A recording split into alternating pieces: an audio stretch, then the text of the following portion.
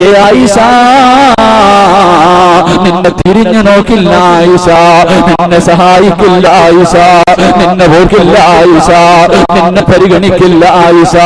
അല്ലാഹുവിന്റെ പ്രവാചകനോട് തന്റെ പ്രിയപ്പെട്ട ഭാര്യ ചോദിക്കുകയാണ്, യാ റസൂലല്ലാഹ്, ഒരു മനുഷ്യനും തിരിഞ്ഞു നോക്കാത്ത, ഒരു മനുഷ്യനും സഹായിക്കാത്ത ആ 3 സ്ഥലങ്ങൾ ഏതാണ് നബിയേ? 3 സ്ഥലങ്ങൾ ഏതാണ് നബിയേ? അല്ലാഹുവിന്റെ പ്രവാചകനോട് തന്റെ പ്രിയപ്പെട്ട ഭാര്യ ചോദിക്കുമ്പോൾ അല്ലാഹുവിന്റെ റസൂൽ പറയുന്നു, ആയിഷ, അതിലൊന്നാമത്തെ സ്ഥലമേതെന്നറിയുമോ? അതിലൊന്നാമത്തെ സ്ഥലമേതെന്നറിയുമോ? ഇൻദൽ മീസാൻ, അത് മീസാനിന്റെ മുന്നിലാണെന്ന് നബിയുനാ റസൂലുള്ളാഹി സ്വല്ലല്ലാഹു അലൈഹി വസല്ലം.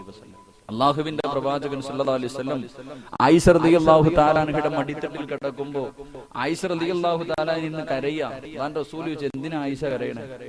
അപ്പൊ പറഞ്ഞു, നബിയെ, ദുനിയാവിൽ വെച്ച് എന്ത് ആവശ്യം പറഞ്ഞാലും എന്റെ സന്തോഷത്തിലും ദുഃഖത്തിലൊക്കെ അങ്ങ് എന്റെ കൂടെ തന്നെയുണ്ട്, എല്ലാ ആവശ്യങ്ങളും.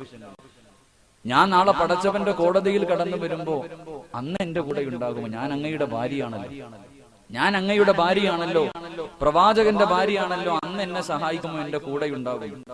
ആ അവസരത്തിൽ അല്ലാഹുവിന്റെ റസൂൽ സല്ലല്ലാഹു അലൈഹി വസല്ലം പറഞ്ഞു, നാളെ പരലോകത്ത് 3 സ്ഥലമുണ്ട്. ആ 3 സ്ഥലങ്ങളിൽ എത്തിക്കഴിഞ്ഞാൽ നിന്റെ വാപ്പ നിന്റെ മുന്നിലൂടെ പോയാലും, നിന്റെ മാതാപിതാക്കൾ പോയാലും, നിന്റെ മക്കൾ പോയാലും, നിന്റെ കൂടപ്പുറപ്പുകൾ പോയാലും, നിന്റെ കൂട്ടുകാർ പോയാലും, നിന്റെ ഭർത്താവായി ഞാൻ പോയാലും, ഏ ആയിഷ, നിന്നെ ഒന്ന് തിരിഞ്ഞു നോക്കാനോ സഹായിക്കാനോ കഴിയില്ലെന്ന് നബിയുനാ റസൂലുള്ളാഹി സ്വല്ലല്ലാഹു അലൈഹി വസല്ലം. അല്ലാഹു ഈമാൻ നൽകി അനുഗ്രഹിക്കുമാറാകട്ടെ. ഒന്നാമത്തെ കാര്യം, മഹാനായ റസൂലുള്ളാഹി സ്വല്ലല്ലാഹു അലൈഹി വസല്ലമ തങ്ങൾ അല്ലാഹുവിന്റെ പ്രവാചകനോട് ആയിഷ റളിയല്ലാഹു തആല അൻഹ ചോദിക്കുന്നു, നബിയേ, നാളെ പടച്ചവന്റെ കോടതിയിൽ ആരുമില്ലാത്ത, ആരാരും സഹായിക്കാനില്ലാത്ത ദിവസത്തിൽ രക്ഷപ്പെടുന്നവരാണ് അബൂ ഹുറൈറ റളിയല്ലാഹു തആല അൻഹു അല്ലാഹുവിന്റെ പ്രവാചകനോട് ചോദിക്കുന്നു, നബിയേ, പടച്ചവന്റെ ഹിസാബില്ലാതെ സ്വർഗത്തിൽ കിടക്കുന്ന ആരെങ്കിലും ഉണ്ടോ നബിയേ?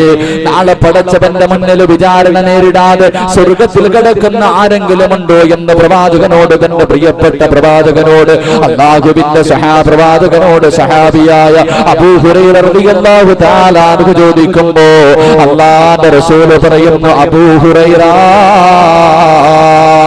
നാളെ വിചാരണയില്ലാതെ പടച്ചവന്റെ സ്വർഗത്തിൽ കിടക്കുന്ന ഒരു മനുഷ്യനുണ്ട്. അവനാരെന്നറിയുമോ? അവനാരെന്നറിയുമോ? അല്ലാഹു പരീക്ഷണം കൊടുക്കുമ്പോൾ, അല്ലാഹു രോഗം കൊടുക്കുമ്പോൾ, അല്ലാഹു വേദനകൾ കൊടുക്കുമ്പോൾ, കച്ചവടം നഷ്ടത്തിലാകുമ്പോൾ, മക്കളുടെ വിവാഹം മുടങ്ങുമ്പോൾ, അവന്റെ ജീവിതത്തിലേക്ക് പ്രശ്നങ്ങൾ പേമാരി പോലെ ജീവിതത്തിലേക്ക് കടന്നു വരുമ്പോ, ഇതെല്ലാം അല്ലാഹുവിന്റെ തീരുമാനമാ, ഇതെല്ലാം അല്ലാഹുവിന്റെ തീരുമാനമാ എന്ന് കരുതിക്കൊണ്ട് ശ്രമിക്കുന്നവരുണ്ടല്ലോ, വയദ്ഖുലൂനൽ ജന്ന ബിഗൈരി ഹിസാബ് ഖാല നബിയുനാ റസൂലുള്ളാഹി. ദുഃഖങ്ങളും ദുരിതങ്ങളും രോഗങ്ങളും വേദനകളും ജീവിതത്തിൽ കടന്നു വരുമ്പോ ഇത് അള്ളാന്റെ തീരുമാനമാണെന്ന് പറഞ്ഞുകൊണ്ട് ക്ഷമിക്കുന്നവൻ നാളെ അതിഥിയായി പടച്ചവന്റെ മുന്നിൽ ഹിസാബില്ലാത്ത സ്വർഗത്തിൽ കിടക്കുമെന്ന് നബിയുനാ റസൂലുള്ളാഹി സ്വല്ലല്ലാഹു അലൈഹി വസല്ലം. ഒരു പനി വന്നു കഴിഞ്ഞാൽ, ഒരു തലവേദന വന്നു കഴിഞ്ഞാൽ, കടങ്ങളായി കഴിഞ്ഞാൽ, മാരക രോഗം വന്നു കഴിഞ്ഞാൽ പറയണ ഒരു വാക്കുണ്ട്, ഞാൻ പള്ളിക്കകത്ത് പോയി തഹജ്ജുദ് നിസ്കരിക്കുന്നവനായിരുന്നു, 5 നേരവും ഞാൻ പള്ളിയിൽ പോയി നിസ്കരിക്കുന്നവനായി, എനിക്കിത് തന്നല്ലോ പടച്ചവൻ, പരാതി എനിക്കിത് തന്നല്ലോ എന്ന് നമ്മൾ പറയാ. എന്റെ പ്രിയപ്പെട്ടവരെ, വേദനകളും ദുഃഖങ്ങളും ജീവിതത്തിൽ കടന്നു വരുമ്പോൾ ക്ഷമിക്കണം. അള്ളാഹു ഭാഗ്യം നൽകി അനുഗ്രഹിക്കുമാറാകട്ടെ. മഹാനായ മൂസാ നബി അലൈഹിസ്സലാം അള്ളാഹുവിനോട് ചോദിച്ചു അത്രേ, അയ്യു മനാസിലുൽ ജന്ന. അള്ളാഹുവിന്റെ പ്രവാചകൻ മൂസാ നബി അലൈഹിസ്സലാം അള്ളാഹിനോട് ചോദിച്ചു അത്രേ, പടച്ചവനെ, സ്വർഗത്തിൽ നിനക്ക് ഏറ്റവും ഇഷ്ടപ്പെട്ടത് എന്താണ്? സ്വർഗത്തിൽ നിനക്ക് ഏറ്റവും ഇഷ്ടപ്പെട്ടത് എന്താണ്? ആ അവസരത്തിൽ അള്ളാഹുവിന്റെ പ്രവാചകനോട് അള്ളാഹു പറഞ്ഞു അത്രേ, മൂസ, എനിക്ക് സ്വർഗത്തിൽ ഏറ്റവും ഇഷ്ടപ്പെട്ടത് ഖദീറത്തുൽ ഖുദ്സ് എന്ന് പറയുന്ന ഒരു കൊട്ടാരമാണ്. എന്റെ പ്രിയപ്പെട്ടവരെ, സ്വഹാബത്ത് ചോദിച്ചു, നബിയെ, ഈ കൊട്ടാരം ആർക്കുള്ളതാ? സ്വർഗത്തിൽ അള്ളാഹു ഏറ്റവും ഇഷ്ടപ്പെടുന്ന വീട് ആർക്കുള്ളതാണെന്ന് ചോദിച്ചപ്പോ അള്ളാഹു ഒരു പരീക്ഷണം കൊടുക്കുമ്പോൾ ക്ഷമിക്കുന്നവനുള്ള പ്രതിഫലമാണെന്ന് നബിയുനാ റസൂലുള്ളാഹി സ്വല്ലല്ലാഹു അലൈഹി വസല്ലം. ദുഃഖങ്ങളും ദുരിതങ്ങളൊക്കെ വരുമ്പോ നാട്ടുകാരോട് മുഴുവനും മൈക്ക് കെട്ടി പറഞ്ഞുകൊണ്ട് നടക്കുന്നതിലും പകരം അള്ളാഹിനോട് ദുആ ചെയ്യണം. അത് പടച്ചവന്റെ തീരുമാനം, തട്ടിക്കളയാൻ കഴിയില്ലല്ലോ. എന്റെ പ്രിയപ്പെട്ടവരെ, ഈ വാത് പറഞ്ഞുകൊണ്ടിരിക്കുന്ന ഞാൻ ഇന്ന് ഈ പ്രസംഗം തീർക്കുമെന്ന് എനിക്കൊരു ഉറപ്പുമില്ല. എനിക്ക് എന്തെങ്കിലും ഞാൻ തളർന്നു വീണുപോയാൽ അത് അള്ളാന്റെ തീരുമാനം, അതിന് തട്ടാൻ ആരെക്കൊണ്ടും കഴിയില്ല. അള്ളാഹു നമുക്ക് ദീർഘായുസ് നൽകി അനുഗ്രഹിക്കുമാറാകട്ടെ. അള്ളാഹുവിന്റെ റസൂലിന്റെ മുന്നിലേക്ക് ഒരു സഹാബി കടന്നു വന്നിട്ട് പറഞ്ഞു, നബിയെ, ബുദ്ധിമുട്ടാണ്, ദുരിതങ്ങളാണ്, വേദനകളാണ്. അള്ളാഹുവിന്റെ പ്രവാചകന്റെ മുന്നിലേക്ക് കടന്നു വരികയാണ്. അള്ളാഹുവിന്റെ റസൂലിനോട് പറയുന്നു, യാ റസൂലല്ലാഹ്, മുസ്ലിമായതിന്റെ പേരില് ശത്രുക്കൾ ഉപദ്രവിക്കുകയാണ്, പച്ചമാംസങ്ങൾ അവരെ കുത്തിയെടുക്കുകയാണ്, എല്ലുകൾ വെളിയിൽ കാണുകയാണ്. അല്ലാഹുവിന്റെ റസൂലിന്റെ മുന്നിലേക്ക് വന്ന് കരഞ്ഞുകൊണ്ട് സഹാബത്ത് പറയുമ്പോൾ അല്ലാഹുവിന്റെ റസൂല് പറയുന്നു, സഹാബാ, അല്ലാഹുവിന്റെ പ്രവാചകനായ അയ്യൂബ് നബി അലൈഹിസ്സലാമിന്റെ ചരിത്രം പറഞ്ഞു കൊടുക്കുകയാണ്. ആരാണ് അയ്യൂബ് നബി എന്നറിയുമോ? 81 വർഷക്കാലം ദുനിയാവിന്റെ തൊലിക്ക് മുകളിൽ സുഖ ആഡംബരങ്ങൾക്ക് നടുവില് രാജാവിനെ പോലെ കൊട്ടാരങ്ങൾക്ക് നടുവിൽ കഴിഞ്ഞ പ്രവാചകനാണ്. അതാ സുഖങ്ങൾക്ക് നടുവിൽ ജീവിച്ച പ്രവാചകൻ, അല്ലാഹുവിന്റെ പ്രവാചകൻ അയ്യൂബ് നബി അലൈഹിസ്സലാമിന്റെ ജീവിതം കണ്ടിട്ട് ശൈത്താൻ അസൂയ തോന്നിയത്രേ. പടച്ചവരോട് പറയുന്നു, അല്ലാഹ് അയ്യൂബിന് അനുഗ്രഹങ്ങൾ കൊടുത്തത് കൊണ്ടാണ്, അയ്യൂബിന് അനുഗ്രഹങ്ങൾ കൊടുത്തത് കൊണ്ടാണ് നിനക്ക് നന്ദി കാണിക്കുന്നത്. അയ്യൂബിന് അനുഗ്രഹങ്ങൾ കൊടുത്തത് കൊണ്ടാണ് നിനക്ക് നന്ദി കാണിക്കുന്നത്. ഒരു പരീക്ഷണം കൊടുത്താൽ അല്ലാഹുവേ നിന്നെ മറക്കുമല്ല. 81 വർഷക്കാലം സുഖ ആഡംബരങ്ങൾക്ക് നടുവിലൂടെ കടന്നുപോയ അയ്യൂബ് നബി അലൈഹിസ്സലാമിനെ പടച്ചവൻ പരീക്ഷിക്കുകയാണ്. ഒരു സുപ്രഭാതം പൊട്ടിവിടർന്നപ്പോൾ തന്റെ കൃഷിയിടങ്ങൾ മുഴുവനും നശിക്കുകയാണ്, തന്റെ കെട്ടിടങ്ങൾ മുഴുവനും തകർന്ന് തരിപ്പണമാവുകയാണ്, തന്റെ ഭാര്യ മക്കൾ മുഴുവനും മരണപ്പെടുകയാണ്, എല്ലാ അനുഗ്രഹങ്ങളും നഷ്ടപ്പെടുകയാണ്. ഇന്നലത്തെ കോടീശ്വരനുണ്ടല്ലോ, ഇന്നലത്തെ രാജാവുണ്ടല്ലോ, അതാ ഒരു നേരത്തെ അന്നത്തിന് പോലും വകയില്ലാത്തവനായി നിൽക്കുകയാ. ആ അവസരത്തിലും അയ്യൂബ് നബി പടച്ചവനെ സ്തുതിക്കുകയാ, ആ അവസരത്തിലും അയ്യൂബ് നബി പടച്ചവനെ സ്തുതിക്കുകയാ. വീണ്ടും അല്ലാഹു പരീക്ഷിക്കുകയാണ്. ഒരു പ്രവാചകനും കൊടുക്കാത്ത മാരക രോഗമാണ് അയ്യൂബ് നബിക്ക് പടച്ചവൻ കൊടുത്തത്. ശരീരങ്ങൾ മുഴുവനും പഴുക്കാൻ തുടങ്ങി, ശരീരത്തിൽ നിന്ന് ദുർഗന്ധമടിക്കാൻ തുടങ്ങി, ശരീരത്തിൽ നിന്ന് ചീഞ്ചലങ്ങൾ ഒഴുകാൻ തുടങ്ങി. തന്റെ കുടുംബക്കാരോടുകയാ, തന്റെ നാട്ടുകാരോടുകയാ, തന്റെ ബന്ധുക്കളോടുകയാണ്. എല്ലാവരും അയ്യൂബ് നബിയെ കാണുമ്പോൾ ഓടി വിളിക്കുകയാണ്. ശരീരങ്ങൾ മുഴുവനും പുഴുത്തെളിയുകയാണ്, ശരീരം മുഴുവനും പുഴുത്തെളിയുകയാണ്. ശരീരത്തിൽ നിന്ന് മാംസങ്ങൾ താഴേക്ക് വീഴുകയാ, എല്ലുകൾ വെളിയിൽ കാണുകയാ. ജനിച്ചു വളർന്ന നാട്ടിൽ നിന്ന് പുറത്താകുകയാണ്. തന്റെ പ്രിയപ്പെട്ട ഒരേ ഒരു ഭാര്യ മാത്രമാണ് അയ്യൂബ് നബിയുടെ കൂടെയുള്ളത്. അതാ തന്റെ ഭർത്താവിനെയും കൊണ്ട് അയ്യൂബ് നബിയെയും കൊണ്ട് തന്റെ പ്രിയപ്പെട്ട ഭാര്യതാ കടന്നു പോവുകയാണ്. എന്റെ പ്രിയപ്പെട്ടവര്, അയ്യൂബ് നബി അലൈഹിസ്സലാമിനെ പടച്ചവനെ പരീക്ഷിച്ചത് 18 വർഷമാ, 1-2 വർഷമല്ല, 18 വർഷക്കാലമാണ് അയ്യൂബ് നബിയെ പടച്ചവനെ പരീക്ഷിച്ചത്. നടക്കാൻ കഴിയുന്നില്ല, എഴുന്നേക്കാൻ കഴിയുന്നില്ല, ശരീരത്തിൽ നിന്ന് മാംസങ്ങൾ താഴേക്ക് വീഴുകയാ, ശരീരത്തിലൂടെ പുഴുക്കൾ നടക്കുകയാ. തന്റെ പ്രിയപ്പെട്ട ഭാര്യ അടുത്ത വീടുകളിൽ പോയി അതാ കൂലിപ്പണി ചെയ്തിട്ട് അവിടെ നിന്ന് കിട്ടുന്ന ഭക്ഷണം കൊണ്ടുവന്ന് അതുകൊണ്ടുള്ള ജീവിതം തന്റെ ഭർത്താവിനെ നോക്കുകയാണ്. 18 വർഷക്കാലം കൊണ്ട് മാരക രോഗം പിടിച്ചിട്ട് അയ്യൂബ് നബി അലൈഹിസ്സലാം നടക്കാൻ കഴിയാതെ അയ്യൂബ് നബി ഇരിക്കുന്നത് കണ്ടപ്പോൾ തന്റെ പ്രിയപ്പെട്ട ഭാര്യയ്ക്ക് സഹിക്കാൻ കഴിയുന്നില്ല. ഭർത്താവിന്റെ ശരീരത്തിലൂടെ പുഴുക്കൾ നടക്കുന്നത് കണ്ടപ്പോൾ ആ പെണ്ണ് വന്നിട്ട് പറഞ്ഞു, നബിയേ,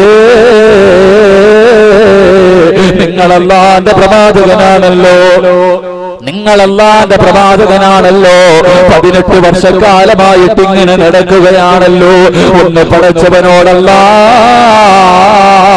എന്റെ രോഗങ്ങളൊന്ന് ശിഫയാക്കല്ലാ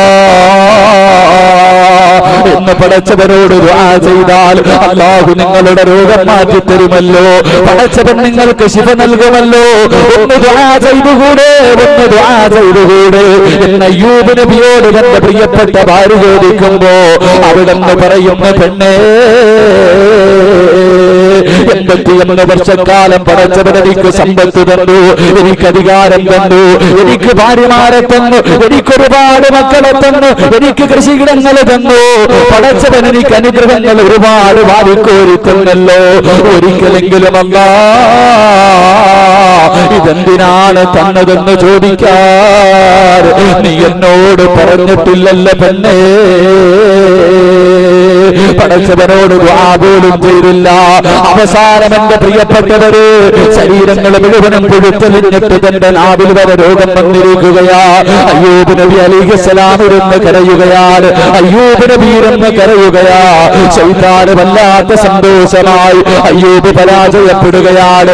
ആകാശത്തിന്റെ വിരിമാറിലേക്ക് രണ്ട് കയ്യുമുയർത്തിയിട്ട് പടച്ചവനോട് ദുആ ചെയ്യുന്നു. എത്രയോ വർഷക്കാലമായി പടച്ചവര്, എത്രയോ വർഷക്കാലമായി പടച്ചവര് എനിക്ക് നീ ഒരു പരീക്ഷണം തന്നിരിക്കുകയാ. എനിക്കതിൽ പരാതിയില്ല പടച്ചവര്, എനിക്കതിൽ വേദനയില്ല പടച്ചവര്, എനിക്കതിൽ ദുഃഖമില്ല പടച്ചവര്. ഇന്നലെ വരെ എന്റെ നാവിനൊരു കുഴപ്പവുമില്ലായിരുന്നു റബ്ബേ. ഇന്നലെ വരെ എനിക്ക് ദിക്ർ പറയാ, ഒരു സുബ്ഹാനല്ലാഹ് പറയാ, ഒരു അൽഹംദുലില്ലാഹ് പറയാ, ഒരു അല്ലാഹു അക്ബർ പറയാൻ എന്നെ കൊണ്ട് കഴിയുമായിരുന്നല്ലാ. ഇന്നെനിക്കതിന് കഴിയുന്നില്ല പടച്ചവര്. അതുകൊണ്ട് നാദാ ഇന്നീ മസ്സനിയൽ അൻത അർഹമുർ റഹീമീൻ. 18 വർഷക്കാലം ശരീരം മുഴുവനും പുഴുത്തളിഞ്ഞ് ശരീരത്തിൽ നിന്ന് മാംസങ്ങൾ താഴേക്ക് വീഴും. അത്രയും മോശമായ രീതിയിൽ മാരകമായ രോഗം കൊണ്ട് നടന്നിട്ട് പടച്ചവരോട് ദുആ ചെയ്തതെന്നറിയുമോ? അല്ലാഹുവേ എന്റെ രോഗം മാറ്റിത്തരണേ അല്ലാ എന്നല്ല പടച്ചവനോട് ദുആ ചെയ്തത്. അല്ലാഹുവോട് പറയുന്നു, അല്ലാ എന്റെ ബുദ്ധിമുട്ടൊന്ന് മാറ്റിത്തരണേ അല്ലാ. അല്ലാഹുവിന്റെ പ്രവാചകൻ തന്റെ അനുചരന്മാരോട് പറഞ്ഞു കൊടുക്കുകയാണ്, എന്റെ പ്രിയപ്പെട്ടവര് സ്വർഗം വേണോ? അല്ലാഹുവിന്റെ അനുഗ്രഹങ്ങൾ കൊണ്ട് നിറച്ച സ്വർഗത്തിലേക്ക് മഹ്ശറയുടെ ദിവസം, ആരുമില്ലാത്ത ദിവസം, അന്ന് വിചാരണയില്ലാതെ പടച്ചവന്റെ അനുഗ്രഹങ്ങൾ കൊണ്ട് നിറച്ച സ്വർഗത്തിലേക്ക് കടന്നു പോകണമെങ്കിൽ ഒന്നാമത്തെ കണ്ടീഷൻ എന്തെന്നറിയുമോ? ഒന്നാമത്തെ കണ്ടീഷൻ എന്തെന്നറിയുമോ? അല്ലാഹു ഒരു പരീക്ഷണം തന്നാൽ അത് പടച്ചവന്റെ തീരുമാനമാണെന്ന് കരുതിക്കൊണ്ട് ശ്രമിക്കുന്നവനുണ്ടല്ലോ. വയദ്ഖുലൂനൽ ജന്ന ബിഗൈരി ഹിസാബ്. ഖാല നബിയുനാ റസൂലുള്ളാഹി സ്വല്ലല്ലാഹു അലൈഹി വസല്ലം. അള്ളാഹു ദുഃഖങ്ങളും ദുരിതങ്ങളും വേദനയും രോഗങ്ങളൊക്കെ തരുമ്പോ അത് അള്ളാന്റെ തീരുമാനമാണെന്ന് കരുതിക്കൊണ്ട് ക്ഷമിക്കുന്നവനുണ്ടല്ലോ, അവൻ നാളെ ഹിസാബില്ലാതെ സ്വർഗത്തിൽ കടക്കുമെന്ന് നബിയുനാ റസൂലുള്ളാഹി സ്വല്ലല്ലാഹു അലൈഹി വസല്ലം. അള്ളാഹു ആ വിഭാഗത്തിൽ ഉൾപ്പെടുത്തി അനുഗ്രഹിക്കുമാറാകട്ടെ. അള്ളാഹു ആ വിഭാഗത്തിൽ ഉൾപ്പെടുത്തി അനുഗ്രഹിക്കുമാറാകട്ടെ. രണ്ടാമത്തെ കാര്യം, അല്ലാഹുവിന്റെ പ്രവാചകൻ പറയുന്നു, സുമ്മയഊദു ഫയുനാദിൽ മുനാദി അയ്യുല്ലദീന കാനത് തതജാഫാ ജുനൂബുഹും അനിൽ മളാജി വയദ്ഖുലൂനൽ ജന്ന ബിഗൈരി ഹിസാബ്. ഖാല നബിയുനാ റസൂലുള്ളാഹി സ്വല്ലല്ലാഹു അലൈഹി വസല്ലം. ഈ ഇരിക്കുന്ന ഞാനും നിങ്ങളിലും പലരും ഈ രണ്ടാമത്തെ വിഭാഗത്തിൽപ്പെട്ടവരാണ്. എന്റെ പ്രിയപ്പെട്ടവരെ, രണ്ടാമത് വിളിക്കുന്ന വിഭാഗം ഈ ചന്തവിളക്കാരും ഈ പരിസര പ്രദേശക്കാരെല്ലാവരും പാതിരാത്രിയിൽ കടന്നുറങ്ങുമ്പോ, എല്ലാരും തന്റെ ഈ തണുപ്പുള്ള രാത്രിയിൽ തന്റെ പുതപ്പിന്റെ കീഴിൽ കിടന്ന് സുഖിച്ചു കിടന്നുറങ്ങുമ്പോ രാത്രിയിൽ എഴുന്നേറ്റ് 2 റക്അത്ത് തഹജ്ജുദ് നിസ്കരിക്കുന്നവനുണ്ടല്ലോ, അവൻ നാളെ ഹിസാബില്ലാതെ സ്വർഗത്തിൽ കടക്കുമെന്ന് നബിയുനാ റസൂലുള്ളാഹി സ്വല്ലല്ലാഹു അലൈഹി വസല്ലം. നമ്മളൊക്കെ തഹജ്ജുദ് നിസ്കാരം ഉള്ളവരാണ്, നിസ്കരിക്കുമായിരുന്നു. നമ്മളൊക്കെ തഹജ്ജുദ് നിസ്കരിക്കുമായിരുന്നു റമളാനിൽ. കാരണം വെട്ടി വിഴുങ്ങാൻ എഴുന്നേക്കുമല്ലോ, രാത്രി എഴുന്നേറ്റ് വല്ലതും തിന്നണ്ടേ. ആ തിന്നണ സമയത്ത് ഈ വർഷമാണല്ലോ 6:45, ആ സമയം വരെ, ഏകദേശം 6:45 വരെ ഏറ്റവും കൂടുതൽ സമയം വന്നു. എന്റെ പ്രിയപ്പെട്ടവരെ, അത്രയും നേരം പട്ടിണി ഇരിക്കണമല്ലോ, അതുകൊണ്ട് നല്ല പിടിപ്പിക്കാൻ എഴുന്നേക്കുമായിരുന്നു. ആ എഴുന്നേക്കുന്ന സമയത്തൊക്കെ നമ്മൾ നിസ്കരിച്ച് 29-ാം രാവിന്റെ അന്ന് നിർത്തിയതാ. പിന്നെ ഇന്ന് വരെ തഹജ്ജുദ് നിസ്കരിച്ചിട്ടുണ്ട്. എന്റെ പ്രിയപ്പെട്ടവരൊന്ന് ചിന്തിക്ക്. എന്റെ പ്രിയപ്പെട്ടവരെ, തഹജ്ജുദ് നിസ്കരിച്ചാൽ നീ നാളെ ഹിസാബില്ലാതെ സ്വർഗത്തിൽ കിടക്കുമെന്ന് നബിയുനാ റസൂലുള്ളാഹി സ്വല്ലല്ലാഹു അലൈഹി വസല്ലം. രാത്രിയൊക്കെ എഴുന്നേറ്റ് നിസ്കരിക്കണം, രാത്രി എഴുന്നേറ്റ് നിസ്കരിക്കണം. നിസ്കരിച്ചാൽ കിട്ടുന്ന പ്രതിഫലം എന്താണെന്നറിയും? എന്റെ പ്രിയപ്പെട്ടവരെ, ആരും അറിയാതെ രാത്രി എഴുന്നേറ്റ് നിസ്കരിച്ചാൽ കിട്ടുന്ന പ്രതിഫലം അള്ളാന്റെ റസൂൽ സല്ലല്ലാഹു അലൈഹി വസല്ലമ തങ്ങൾ 5 പ്രതിഫലം പറയുന്നു. രാത്രി എഴുന്നേറ്റ് തഹജ്ജുദ് നിസ്കരിക്കുന്നവന് കിട്ടുന്ന 5 പ്രതിഫലം അള്ളാഹു നൽകി അനുഗ്രഹിക്കുമാറാകട്ടെ. അള്ളാഹു നൽകി അനുഗ്രഹിക്കുമാറാകട്ടെ. ഒന്നാമത്തെ പ്രതിഫലം അള്ളാഹുവിന്റെ പ്രവാചകൻ പറയുന്ന ഒന്നാമത്തെ പ്രതിഫലം എന്തെന്നറിയുമോ? മഹാനായ റസൂലുള്ളാഹി സ്വല്ലല്ലാഹു അലൈഹി വസല്ലമ തങ്ങൾ ഒരിക്കൽ അള്ളാഹുവിനെ കണ്ടപ്പോൾ അല്ലാഹ് പറഞ്ഞു, നബിയേ, എന്റെ അടിമകളിൽ ചില ആൾക്കാരെ എനിക്ക് വല്ലാത്ത ഇഷ്ടമാണ്. എന്റെ അടിമകളിൽ ചില ആൾക്കാരെ എനിക്ക് വല്ലാത്ത ഇഷ്ടമാ. അവൻ എന്നെ ഓർക്കുന്നതിനേക്കാൾ ഞാൻ അവനെ ഓർക്കുന്നു നബിയേ. അവൻ എന്നെ കുറിച്ച് പറയുന്നതിനേക്കാൾ ഞാൻ അവനെ കുറിച്ച് മലക്കുകളോട് പറയുന്നുണ്ട് നബിയേ. അവൻ എന്നിലേക്ക് നടന്നു വന്നാ ഞാൻ അവനിലേക്ക് ഓടിപ്പോകും നബിയേ. അവൻ എന്നെ കാണാൻ ആഗ്രഹിക്കുന്നതിനേക്കാൾ ഞാൻ അവനെ കാണാൻ ആഗ്രഹിക്കുന്നു നബിയേ. അല്ലാഹുവിന്റെ പ്രവാചകനോട് പടച്ചവൻ പറഞ്ഞപ്പോൾ അല്ലാഹുവിന്റെ റസൂല് ചോദിക്കുന്നു, അല്ലാ, നീ ഇത്രയും ഇഷ്ടപ്പെടുന്നവരാരാണല്ലാ? അവരുടെ അടയാളമെങ്കിലും ഒന്ന് പറഞ്ഞു തരുമോ? എന്റെ പ്രിയപ്പെട്ടവരെ, അല്ലാഹുവിന്റെ റസൂൽ സഹാബത്തിനോട് പറയുകയാ, പടച്ചവൻ സ്നേഹിക്കുന്നവരുടെ ഒന്നാമത്തെ അടയാളം എന്തെന്നറിയുമോ? ഈ ഇരിക്കുന്ന മജ്‌ലിസിലിരിക്കുന്ന നിങ്ങൾ തീരുമാനിച്ചോ, നിന്നെ അല്ലാഹു സ്നേഹിക്കുന്നുണ്ടോ? പടച്ചവന്റെ സ്നേഹം നിനക്ക് കിട്ടിയിട്ടുണ്ടോ? ഒന്നാമത്തെ അടയാളം എന്തെന്നറിയുമോ? അവൻ രാത്രിയിൽ എഴുന്നേറ്റ് നിസ്കരിക്കുമെന്ന് നബിയുനാ റസൂലുള്ളാഹി സ്വല്ലല്ലാഹു അലൈഹി വസല്ലം. രാത്രി എഴുന്നേറ്റ് തഹജ്ജുദ് നിസ്കരിക്കണ ഏതെങ്കിലും ഒരു ഉപ്പയോ ഉമ്മയോ ഈ മജ്‌ലിസിലുണ്ടെങ്കിൽ നീ തീരുമാനിച്ചോ, നിന്നെ അല്ലാഹു സ്നേഹിക്കുന്നു. നീ നിലനിർത്ത. അല്ലാഹു ബാക്കി നൽകി അനുഗ്രഹിക്കുമാറാകട്ടെ. നിസ്കാരമില്ലെങ്കിൽ വിചാരിച്ചോ വൺ സൈഡ് പ്രണയമായിട്ട് നടക്കുക ഒരു കാര്യമില്ലെന്ന്. അല്ലാഹു ഈമാൻ നൽകി അനുഗ്രഹിക്കുമാറാകട്ടെ. തഹജ്ജുദ് നിസ്കരിക്കുന്ന ഒരു മനുഷ്യന് കിട്ടുന്ന രണ്ടാമത്തെ പ്രതിഫലം ഇന്നലെ ഞാൻ പറഞ്ഞു, സ്വർഗത്തിൽ അല്ലാഹു സലാം പറയും. എന്റെ പ്രിയപ്പെട്ടവരെ, അല്ലാഹു സ്വർഗത്തിൽ വെച്ച് സലാം പറയുമ്പോ അള്ളാനെ കണ്ടുകൊണ്ട് സലാം അടക്കാൻ ആഗ്രഹമുണ്ടെങ്കിൽ നീ തഹജ്ജുദ് നിസ്കരിച്ചാൽ മതി എന്ന് നബിയുനാ റസൂലുള്ളാഹി സ്വല്ലല്ലാഹു അലൈഹി വസല്ലം. ഇന്നലെ പറഞ്ഞ വിഷയത്തിൽ 2 കാര്യം പറഞ്ഞു. അതിലെ മൂന്നാമത്തെ കാര്യം, ആ വിഷയത്തിലെ മൂന്നാമത്തെ കാര്യം, തഹജ്ജുദ് നിസ്കരിക്കുന്നവൻ അള്ളാനെ കാണാൻ കഴിയുമെന്ന് നബിയുനാ റസൂലുള്ളാഹി സ്വല്ലല്ലാഹു അലൈഹി വസല്ലം. മൂന്നാമത്തെ പ്രതിഫലം എന്റെ പ്രിയപ്പെട്ട സഹോദരങ്ങളെ, അള്ളാഹുവിന്റെ പരലോകത്ത് 2 വിഭാഗത്തിന്റെ തല മാത്രമേ ഉയർന്നു നിൽക്കൂ എന്ന് നബിയുനാ റസൂലുള്ളാഹി സ്വല്ലല്ലാഹു അലൈഹി വസല്ലം. നാളെ പടച്ചവന്റെ കോടതിയിൽ എല്ലാവരുടെ തലയും താഴ്ന്നു നിൽക്കും. ആദം നബി വരെ കരയുക. ആദം നബി കരയുക. എന്തിനാ കരയണേ? ആദം നബി അലൈഹിസ്സലാമിനെയും തന്റെ പ്രിയപ്പെട്ട ഭാര്യയെയും സൃഷ്ടിച്ചിട്ട് അല്ലാഹു പറഞ്ഞു, യാ ആദം ഉസ്കുൻ അൻത വസൗജുകൽ ജന്നാ വകുലാ മിൻഹാ റഗദൻ ഹൈസു ശിഅ്തുമാ വലാ തഖറബാ ഹാദിഹി ശജറാ.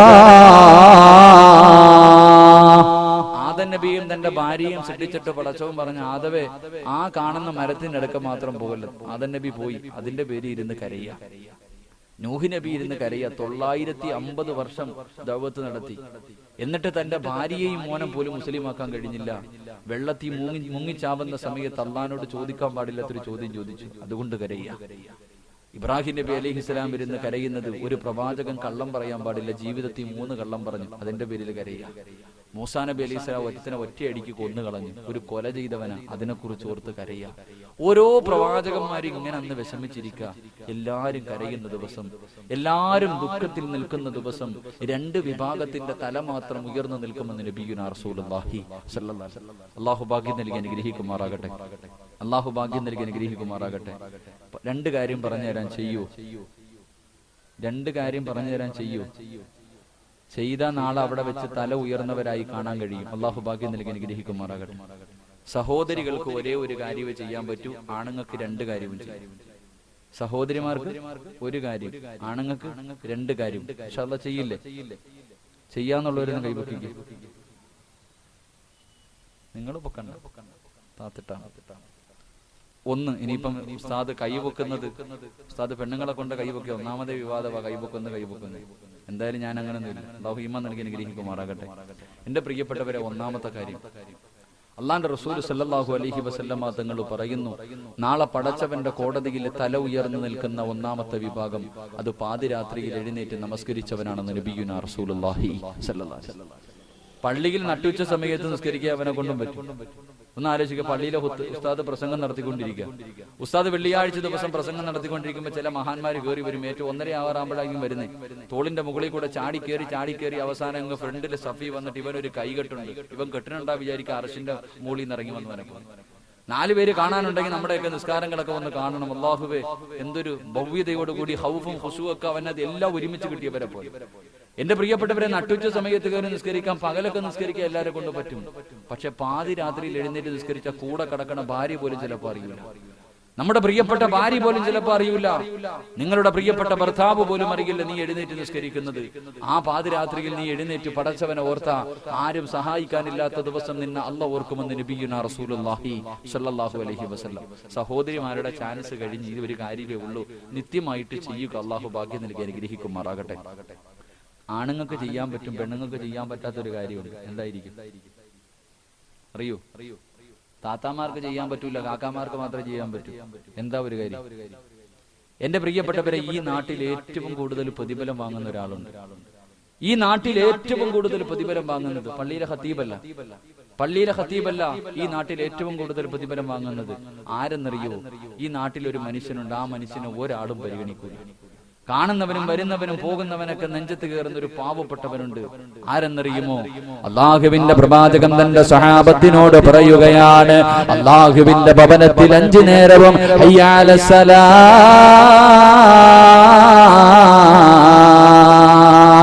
ഹയ്യ അലൽ ഫലാ എന്ന് ബാങ്ക് വിളിക്കുന്ന മുഅദ്ദിനുണ്ടല്ലോ, അവന്റെ തലനാളെ പടച്ചവന്റെ കോടതിയിൽ ഉയർന്നു നിൽക്കുമെന്ന് നബിയുനാ റസൂലുള്ളാഹി. അതിരാത്രിയിൽ എഴുന്നേറ്റ് 2 റക്അത്ത് നിസ്കരിച്ചാൽ കിട്ടുന്ന 3ാമത്തെ പ്രതിഫലം എന്തെന്നറിയുമോ?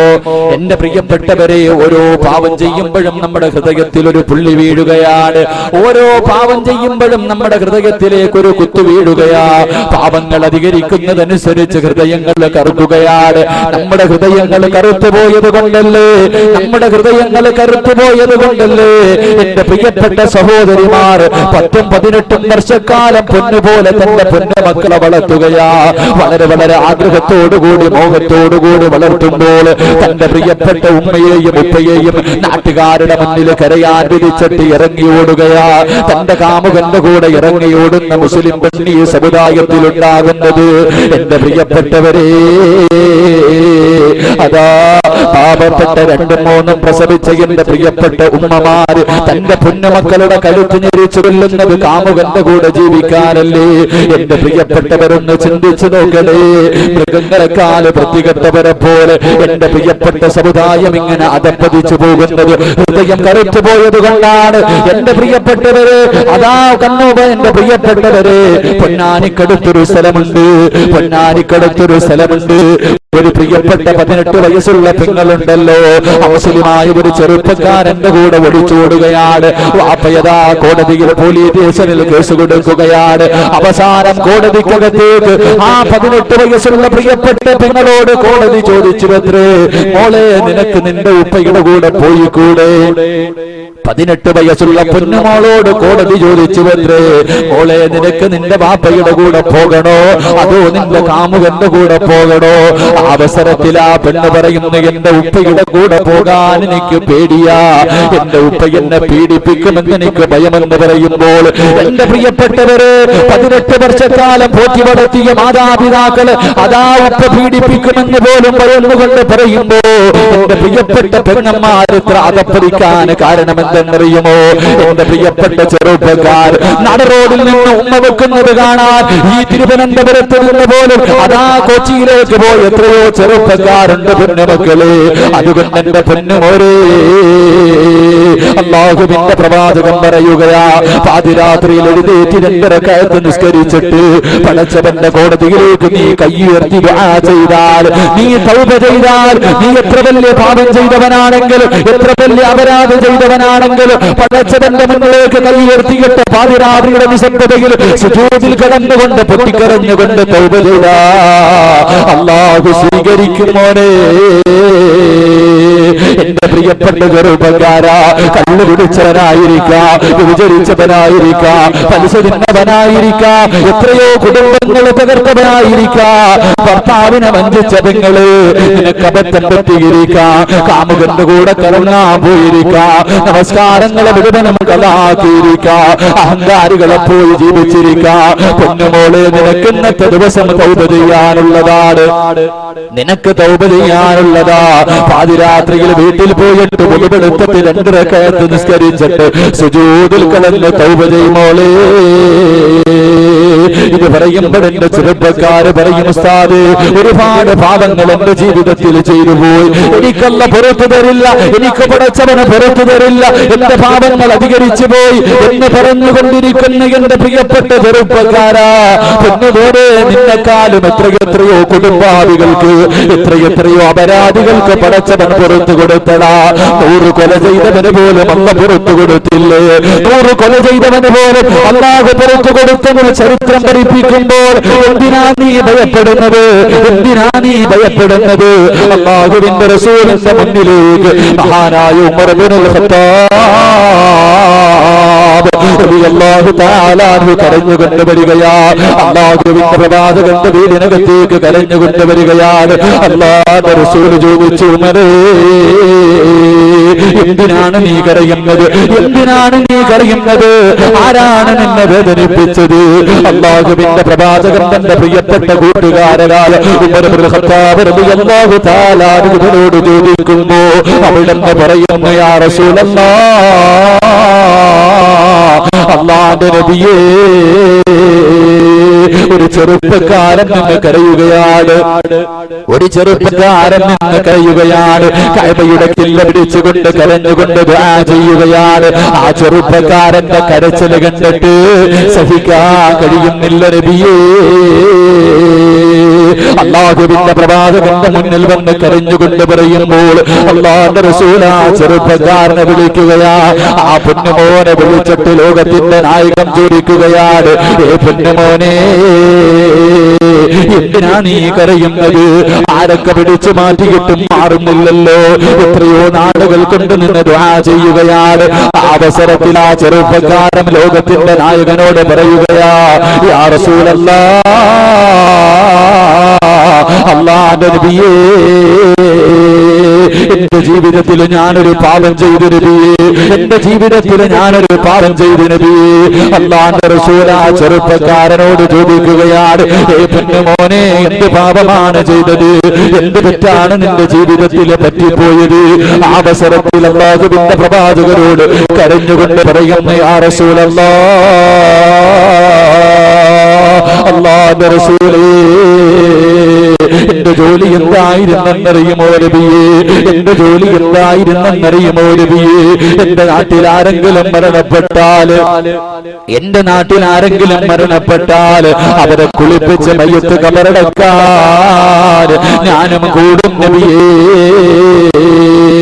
പള്ളിക്കാട്ടിലേക്ക് കൊണ്ടുപോയി മയ്യത്ത് കബറടക്കുകയാണ്. അതാ കബറിനകത്തേക്ക് ഇറക്കി വെച്ചുകൊണ്ട് മിൻഹാ ഖലഖനാകും വഫീഹാ നുഈദുകും വമിൻഹാ നുഖ്രിജുകും താറത്തൻ ഉഖ്റാ. എല്ലാവരും പിടിമണ്ണ വാരി എറിഞ്ഞിട്ട് കബറിന്റെ ഭാഗത്ത് നിന്ന് മടങ്ങി പോകുമ്പോ, യാ റസൂലല്ലാഹ്, കബറിന്റെ ഭാഗത്ത് ഞാനൊരടയാളം വെക്കും നബിയേ.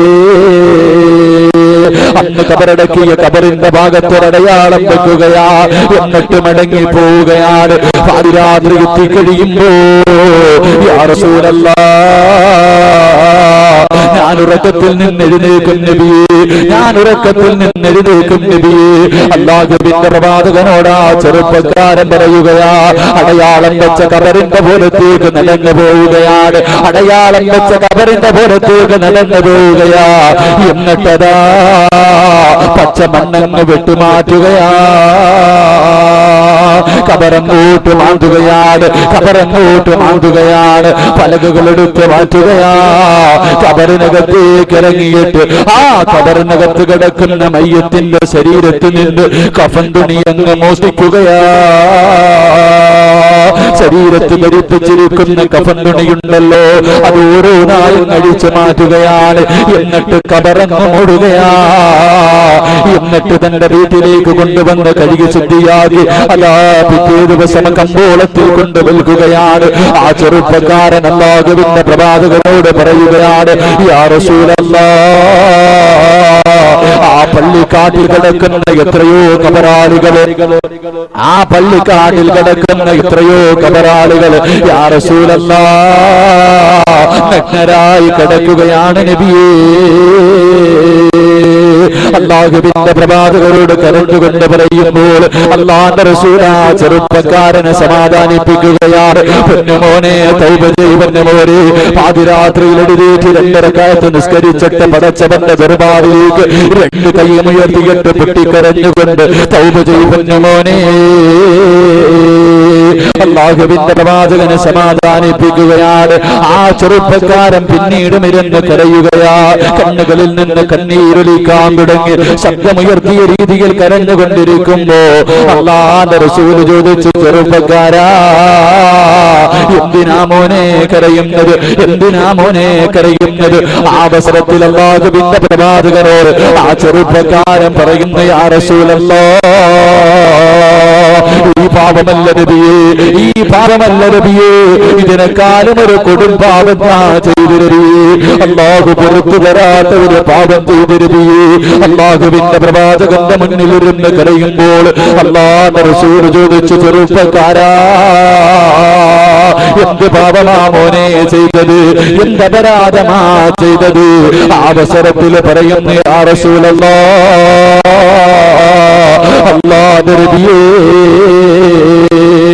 എന്റെ നാട്ടില് അല്ലാഹുവിന്റെ റസൂലിനോട് പറയുകയാ, എന്റെ നാട്ടിലൊരു സുന്ദരിയായ ഒരു സാലിഹത്തായ പെണ്ണ് മരിച്ചു നബിയേ. ഏത് ചെറുപ്പക്കാരനും കണ്ടാൽ ആഗ്രഹിച്ചു പോകുന്ന സുന്ദരിയായ ഒരു യുവതി മരിച്ചു നബിയേ. മയ്യത്ത് കുളിപ്പിക്കുകയാണ്, പള്ളിക്കാട്ടിൽ കൊണ്ടുപോയി കബറടക്കുകയാണ്. ആ മയ്യത്ത് കബറിനകത്തേക്ക് ഇറക്കി വെച്ചത് ഞാനാണ് നബിയേ, ഞാനാണ് നബിയേ. എന്റെ കൈകൊണ്ടാണ് മയ്യത്ത് ഇറക്കി വെച്ചത്. കബറിന്റെ മുകളിലേക്ക് പലകയിൽ വെച്ച് മണ്ണ് കിട്ട് മോടിയിട്ട് മീസാങ്കല്ലും നട്ടിട്ട് എല്ലാവരും കബറിന്റെ ഭാഗത്ത് നിന്ന് മടങ്ങുമ്പോ യാ റസൂലല്ലാഹ് ആ കബറിന്റെ ഭാഗത്തൊരടയാളം വെച്ച് നബിയേ, കബറിന്റെ ഭാഗത്തടയാളം വെക്കുകയാണ്. എന്നിട്ട് മടങ്ങി വരികയാണ്. പാതിരാത്രിയുടെ നിശബ്ദതയിൽ എല്ലാവരും ഇറങ്ങിക്കുടിയുമ്പോൾ ആ ചെറുപ്പക്കാരൻ എഴുന്നേൽക്കുകയാ. എന്നിട്ട് അടയാളം വെച്ച കബറിന്റെ പുറത്തേക്ക് നടക്കുകയാ. എന്റെ പ്രിയപ്പെട്ടവരെ, കബറിന്റെ ഭാഗത്ത് പോയിട്ട് മണ്ണങ്ങോട്ട് മാന്തുകയാണ്. ആ മൂടിയ കബറങ്ങോട്ട് മാന്തുകയാ. എന്നിട്ട് കബറിനകത്തേക്ക് ഇറങ്ങുകയാ. ആ പെണ്ണിന്റെ ശരീരത്ത് ധരിപ്പിച്ചിരിക്കുന്ന കഫൻ തുണിയുണ്ടല്ലോ, അതങ്ങോട്ട് ഒഴിച്ചു മാറ്റുകയാ. കബറിന്റെ മുകളിലേക്ക് കയറുകയാണ്, കബറിന്റെ മുകളിലേക്ക് കയറുകയാണ്. കബറങ്ങ് മൂടുകയാ. എന്നിട്ട് പള്ളിക്കാട്ടിലൂടെ കുറച്ചങ്ങോട്ട് നടക്കുകയാ. കുറച്ചങ്ങോട്ട് നടന്നു കഴിയുമ്പോ ആ ചെറുപ്പക്കാരന്റെ മനസ്സിന്റെ ഉള്ളിലേക്ക് ശരീരത്തിൽ ഒരു തുള്ളി വസ്ത്രം പോലുമില്ലാതെ കബറിനകത്ത് കിടക്കുന്ന സുന്ദരിയായ പെണ്ണിന്റെ ശരീരം കടന്നു വരികയാ. ആ ശരീരം ഓർമ്മ വരികയാ. ആ ചെറുപ്പക്കാരൻ മടങ്ങി വന്ന്, ചെറുപ്പക്കാരാ കബറിനടുക്കലേക്ക് മടങ്ങി വന്നിട്ട് ആ കബർ വീണ്ടും അങ്ങോട്ട് മാന്തുകയാണ്. വീണ്ടും രണ്ടാമതും കബറങ്ങ് മാന്തുകയാ. എന്നിട്ട് കബറിനകത്തേക്ക് ഇറങ്ങിയിട്ട് ആ സുന്ദരിയായ പെണ്ണിന്റെ ശരീരം കണ്ടപ്പോൾ വികാരം തോന്നിയിട്ട് മരിച്ചു കിടക്കുന്ന മയ്യത്തായ ആ പെൺകുട്ടിയുടെ ശരീരത്തിനെ കബറിനകത്തിട്ട് വ്യഭിചരിക്കുകയാ. അല്ലാഹുവിന്റെ റസൂലിന്റെ മുന്നിൽ ഇരുന്നു കൊണ്ട് മരിച്ചു കിടന്ന മയ്യത്തിനെ കബറമാറിയിട്ട് ആ പെണ്ണിനെ കബറിനകത്തിട്ട് വ്യഭിചരിച്ചെന്ന് അല്ലാഹുവിന്റെ പ്രവാചകന്റെ മുന്നിൽ ഇരുന്ന് കരഞ്ഞുകൊണ്ട് പറയുമ്പോ അല്ലാഹുവിന്റെ റസൂലിന്റെ ശരീരം തളർന്നു പോവുകയാ. പ്രവാചകന്റെ കണ്ണുകൾ നിറയാൻ തുടങ്ങി. അല്ലാഹുവിന്റെ റസൂല് മിണ്ടുന്നില്ല. ആ ചെറുപ്പക്കാരൻ ചോദിക്കുന്നു, നബിയേ ഫഹലി മിനത് തൗബ, അല്ലാഹു എനിക്ക് പുറത്തു തരുമോ നബിയേ? അല്ല എന്റെ തൗബ സ്വീകരിക്കുമോ നബിയേ? പൊട്ടിക്കരഞ്ഞുകൊണ്ട് ആ ചെറുപ്പക്കാരൻ ചോദിക്കുമ്പോൾ, എന്റെ പൊന്നുമോനെ, ഇതുപോലെ ഒരു പാപം നിങ്ങൾ ആരെങ്കിലും ചെയ്തിട്ടുണ്ടോ? ഇതുപോലെ ഒരു പാപം നീ ചെയ്തിട്ടുണ്ടോ? അല്ലാഹുവിന്റെ ഖുർആൻ പറഞ്ഞത് എന്തെന്നറിയുമോ? عبادي الذين أشرفوا على أنفسهم لا تقنطوا من رحمة الله. അല്ലാഹുവിന്റെ ഖുർആൻ പറയുകയാ, നബിയേ എന്റെ ദാസന്മാരോട് പറ നബിയേ, എന്റെ അടിമകളോട് പറ നബിയേ, അവരെത്ര വലിയ അക്രമം ചെയ്തവരാണെങ്കിലും അവരെത്ര വലിയ അനീതി ചെയ്തവരാണെങ്കിലും എന്നോടൊന്ന് ചോദിക്കാൻ പറ നബിയേ, പറ നബിയേ, അവർക്ക് ഞാൻ പുറത്തു കൊടുക്കാൻ നബിയേ എന്ന് പടച്ചവന്റെ പരിശുദ്ധ ഖുർആൻ പറയുമ്പോ, എന്റെ പ്രിയപ്പെട്ടവരെ, കബറിനകത്ത് കടന്ന് വ്യഭിചരിച്ച മനുഷ്യന് പോലും അല്ലാഹു പുറത്തു കൊടുത്തെന്ന് ചരിത്രം പറയുമ്പോ, എന്റെ പ്രിയപ്പെട്ട ചെറുപ്പക്കാരാ, നന്നാവണമെങ്കിൽ നന്നായിക്കോ പൊന്നുമോനെ. ഇന്നത്തെ ദിവസം നിന്റെ ജീവിതത്തിലെ അവസാനത്തെ രാത്രിയാവോനെ. എന്റെ പ്രിയപ്പെട്ട പെങ്ങളെ, ഇന്നലെ വരെ നീ സീരിയൽ കണ്ടവളായിരിക്കാം, ഇന്നലെ വരെ ജമാഅത്ത് നമസ്കാരം 5 നേരത്തെ വഖ്ത് നിസ്കാരം കളാക്കിയവരായിരിക്കാം, ഖുർആൻ ഓതാത്തവളായിരിക്കാം, തലമറയ്ക്കാത്തവളായിരിക്കാം, ഭർത്താവിനെ വഞ്ചിച്ചവളായിരിക്കാം. പൊന്നുമോളെ, ഇന്നത്തെ ദിവസം നിന്റെ ജീവിതത്തിലെ അവസാനത്തെ രാത്രിയാ. നന്നാവണമെങ്കിൽ നന്നായിക്കോ. വീട്ടിലേക്ക് കടന്നു ചെന്നിട്ട് പടച്ചവന്റെ മുന്നിലേക്ക് അല്ലാഹു പാതിരാത്രിയുടെ നിശബ്ദതയിൽ ഒന്നാനാകാശത്തിൽ വന്ന് പടച്ചവൻ ഭൂമിയിലേക്ക് നോക്കി നിൽക്കുകയാ. ചോദിക്കുന്നവന് പുറത്തു കൊടുക്കാൻ, പശ്ചാത്തപിക്കുന്നവന് പുറത്തു കൊടുക്കാൻ. പാതിരാത്രിയിൽ 2 റക്അത്ത് നിസ്കരിച്ചിട്ട് സുജൂദിൽ കടന്നുകൊണ്ട് പടച്ചവരോട് പറമോളെ, അല്ലാഹുവേ തെറ്റുപറ്റി പടച്ചവരെ, പടച്ചവരെ തെറ്റുപറ്റി പടച്ചവരെ, പൊട്ടിക്കരഞ്ഞുകൊണ്ട് പടച്ചവരോട് തൗബ ചെയ്യാൻ തീരുമാനിച്ചോ. പിന്നത്തേക്ക് മാറ്റിവെക്കല്ലേ ചെറുപ്പക്കാരാ, നാളെയാകട്ടെ നാളെയാകട്ടെ എന്ന് മാറ്റിവെക്കല്ലേ പൊന്നുപോരെ. എന്റെ പ്രിയപ്പെട്ടവരോട് പറയുകയാ, ഇന്നലെ കണ്ടവനെ കാണാത്ത ദുനിയാവല്ലേ, ഇന്നലെ കണ്ടവനെ കാണാത്ത ദുനിയാവല്ലേ. കാസർഗോഡ് ജില്ലയിൽ ഹംസ എന്ന ചെറുപ്പക്കാരൻ വിവാഹം കഴിഞ്ഞ് 11 വർഷമായി, മക്കളില്ലാതെ എല്ലാ മജ്‌ലിസും ദുആ ചെയ്യുകയാണ്, എല്ലാ മജ്‌ലിസിലും സദഖ തന്നിട്ട് ദുആ ചെയ്യിപ്പിക്കുകയാണ്. അവസാനം വർഷങ്ങൾ കാത്തിരുന്നിട്ട് തനിക്ക് തന്റെ പ്രിയപ്പെട്ട ഭാര്യ ഗർഭിണിയാവുകയാ, പൊന്നുപോലെ കൊണ്ടു നടക്കുകയാ. അവസാനം എന്റെ പ്രിയപ്പെട്ടവരെ, ഒരു കുഞ്ഞിന് ജന്മം കൊടുക്കുകയാണ്, ഒരു പെൺകുട്ടിക്ക് ജന്മം കൊടുക്കുകയാ. ആ ഹംസ എന്ന ചെറുപ്പക്കാരനുണ്ടല്ലോ, 11 വർഷക്കാലം പടച്ചവരോട് ദുആ ചെയ്ത് ദുആ ചെയ്ത് ദുആ ചെയ്ത് എത്രയോ ഉസ്താദന്മാരുടെ ദുആയുടെ ബർക്കത്തായി തനിക്ക് കിട്ടിയ പൊന്നുമോളെ കയ്യിലേക്ക് എടുക്കുകയാ.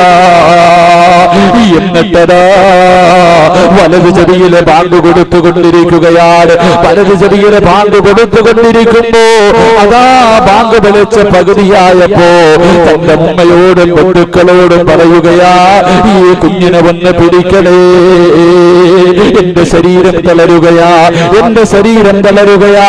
കുഞ്ഞിനെ കയ്യിലേക്ക് എത്തിക്കുകയാണ്. എന്നിട്ട് കസേരയിലേക്ക് ഇരുന്നതാ ആ ചെറുപ്പക്കാരൻ ഇന്ന് കബറിന്റെ അടിയിലാ. അതുകൊണ്ട് നാളത്തേക്ക് മാറ്റിവെക്കല്ലേ. തനിക്ക് കിട്ടിയ പൊന്നുമകളുടെ ചെവിയിലൊന്ന് ബാങ്ക് വിളിക്കാൻ പോലും സമയം കിട്ടാതെ ലോകത്തോട് യാത്ര പറഞ്ഞു പോയതെങ്കിൽ എന്റെ ചെറുപ്പക്കാരാ, അഹങ്കാരിയെ പോലെ നടക്കല്ലേ പൊന്നുമോനെ. പടച്ചവനെ ധിക്കരിച്ചുകൊണ്ട് നടക്കല്ലേ. എന്റെ പ്രിയപ്പെട്ട പെങ്ങളെ, പാതിരാത്രിയിൽ എഴുന്നേറ്റ് 2 റക്അത്ത് നിസ്കരിച്ചിട്ട്, പാതിരാത്രിയിൽ എഴുന്നേറ്റ് 2 റക്അത്ത് നിസ്കരിച്ചിട്ട് പടച്ചവരോട് പൊട്ടിക്കരഞ്ഞ് ദുആ ചെയ്താൽ നിന്റെ തൗബ അല്ലാഹു സ്വീകരിക്കുമെന്ന് നബിയുനാ റസൂലുള്ളാഹി സല്ലല്ലാഹു അലൈഹി വസല്ലം. അല്ലാഹു ഭാഗ്യം നൽകി അനുഗ്രഹിക്കുമാറാകട്ടെ.